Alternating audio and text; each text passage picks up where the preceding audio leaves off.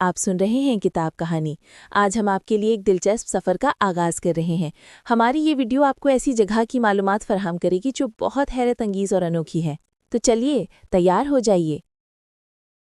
Argentine, جب یہ نام سنتے ہیں تو ذہن میں کیا آتا ہے؟ شاید ٹینگو کا جذبہ، میسی کا جادو یا پھر خوبصورت مناظر۔ لیکن اس ملک کی کہانی میں ایک گہرا تضاد چھپا ہے۔ ایک طرف ایک شاندار مستقبل کا وعدہ ہے اور دوسری طرف ایک صدی پر محیط بحرانوں کی ایک لمبی داستان۔ یہ وعدے اور تضاد کی ایک حیران کن حکایت ہے۔ اس کہانی کی جڑیں تو اس کے نام میں ہی ہیں۔ ارجنٹین لاطینی لفظ ارجنٹم سے نکلا ہے، جس کا مطلب ہے چاندی۔ سوچئے، جب پہلے یورپی مہم جو یہاں پہنچے تو وہ چاندی کے افسانوی پہاڑوں کی تلاش میں تھے، تو گویا اس ملک کی بنیاد ہی ایک بہت بڑے، ایک دیومالائی خزانے کے خواب پر رکھی گئی تھی۔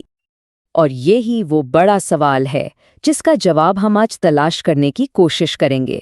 وہ ملک جس کا نام ہی چاندی پر تھا، جو ایک وقت میں دنیا کی امیر ترین قوموں میں شمار ہوتا تھا، آخر وہ ایک صدی کے نہ ختم ہونے والے بحران میں کیسے اور کیوں پھنس گیا؟ یہ 20ویں صدی کی سب سے بڑی معاشی اور سیاسی پہیلیوں میں سے ایک ہے۔ اس پہیلی کو سمجھنے کے لیے ہمیں وقت میں تھوڑا پیچھے جانا ہوگا، اس دور میں جب ارجنٹائن کا ستارہ واقعی عروج پر تھا۔ ایک ایسا سنہرا دور جب یہ ملک ایک عالمی اقتصادی طاقت بن کر ابھرا اور اس کی ترقی کی رفتار نے پوری دنیا کو حیران کر دیا تھا۔ ذرا اس بات کو سمجھنے کی کوشش کریں۔ 1908 میں ارجنٹائن فی کس آمدنی کے حساب سے دنیا کا 7واں امیر ترین ملک تھا۔ 7واں۔ یہ کینیڈا اور نیدرلینڈز جیسے ملکوں سے بھی آگے تھا۔ بیونس آئرس کو جنوبی امریکہ کا پیرس کہا جاتا تھا، اور یہ کوئی مذاق نہیں تھا۔ یہ ملک اس وقت ترقی کے آسمان پر تھا۔ تو یہ سب ہوا کیسے؟ اس کے پیچھے چند بڑی وجوہات تھیں۔ حکومت نے لبرل اقتصادی پالیسیاں اپنائیں، جس سے دنیا بھر سے سرمایہ کاری آئی۔ ملک کی زرخیز زمینوں یعنی پمپس نے اسے پوری دنیا کے لیے اناج اور گوشت کا گودام بنا دیا، اور اس سب کو جوڑنے کے لیے انفراسٹرکچر کا ایک جال بچھایا گیا۔ ذرا سوچیں، صرف 40 سال میں ریلوے لائنیں 500 کلومیٹر سے بڑھ کر 31,000 کلومیٹر تک پہنچ گئیں۔ لیکن اس سنہرے دور کی اصل طاقت، اس کی اصل روح وہ لاکھوں یورپی لوگ تھے جو ایک بہتر زندگی کے خواب لے کر یہاں آئے۔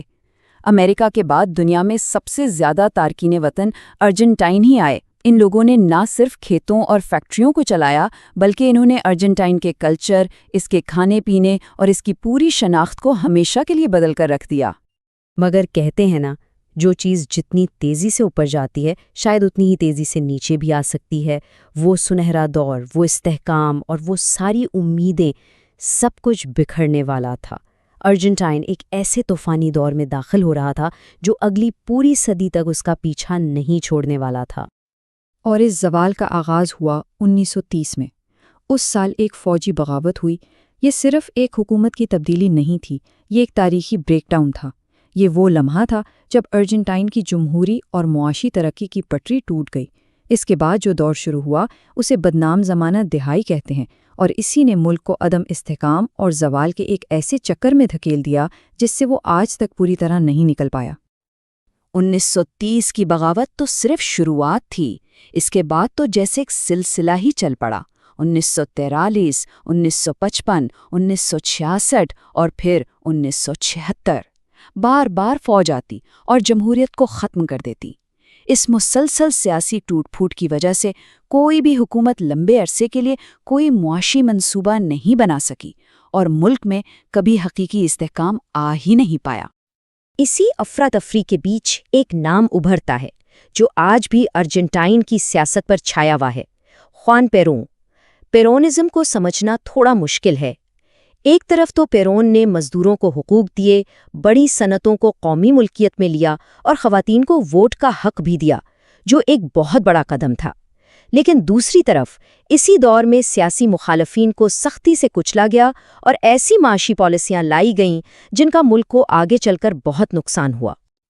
یہ سیاسی عدم استحکام اپنے سب سے تاریک موڑ پر پہنچا 1976 کی فوجی بغاوت کے بعد، جب ڈرٹی وار یعنی گندی جنگ کا دور شروع ہوا۔ یہ ریاستی دہشت گردی کا ایک منظم منصوبہ تھا جس میں فوجی حکومت نے ہزاروں لوگوں کو، جن میں طلباء، صحافی اور یونین لیڈرز شامل تھے، اغوا کیا، ان پر تشدد کیا اور پھر انہیں غائب کر دیا۔ یہ ارجنٹائن کی تاریخ کا سب سے سیاہ باب ہے، جس کے زخم آج بھی تازہ ہیں۔ فوجی جنتا کے خاتمے کے بعد 1983 میں جب جمہوریت واپس آئی تو ایک نئی امید پیدا ہوئی، لیکن یہ راستہ آسان نہیں تھا۔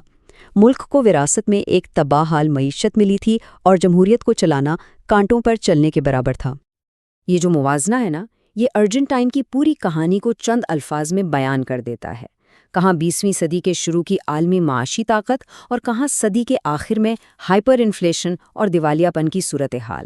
2001 کا مالیاتی بحران تو ایک قومی المیہ تھا جس نے لاکھوں لوگوں کی زندگیاں تباہ کر دیں۔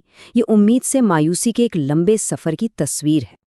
لیکن اگر ہم ارجنٹین کو صرف سیاست اور معیشت کے چشمے سے دیکھیں گے تو ہم اس کی اصل روح کو کبھی نہیں سمجھ پائیں گے، کیونکہ تمام تر مشکلات کے باوجود اس ملک کی جان اس کی ثقافت، اس کے لوگ اور ان کے بے مثال جذبے میں ہے۔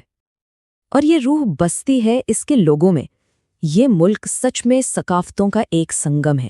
یہاں یورپی، مقامی امریکی اور افریقی ثقافتیں مل کر ایک ایسی خوبصورت اور منفرد شناخت بناتی ہیں جو کہیں اور نہیں ملتی، اور یہی چیز اس کی ثقافت کو اتنی توانائی دیتی ہے۔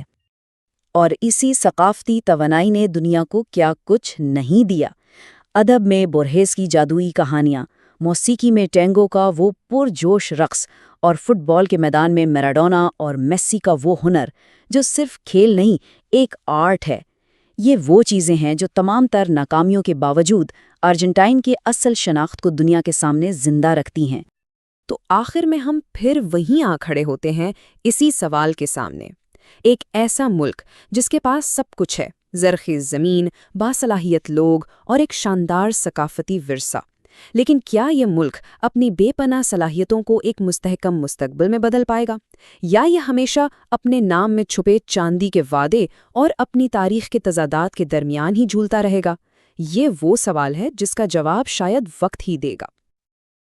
تو ہماری یہ معلوماتی ویڈیو یہیں اختتام پذیر ہوتی ہے۔ ہم امید کرتے ہیں کہ آپ کو یہ سفر پسند آیا ہوگا۔ جو باتیں ہم نے آپ کو بتائی ہیں، اگر وہ آپ کے لیے نئی تھیں تو کمنٹس میں ضرور بتائیے گا۔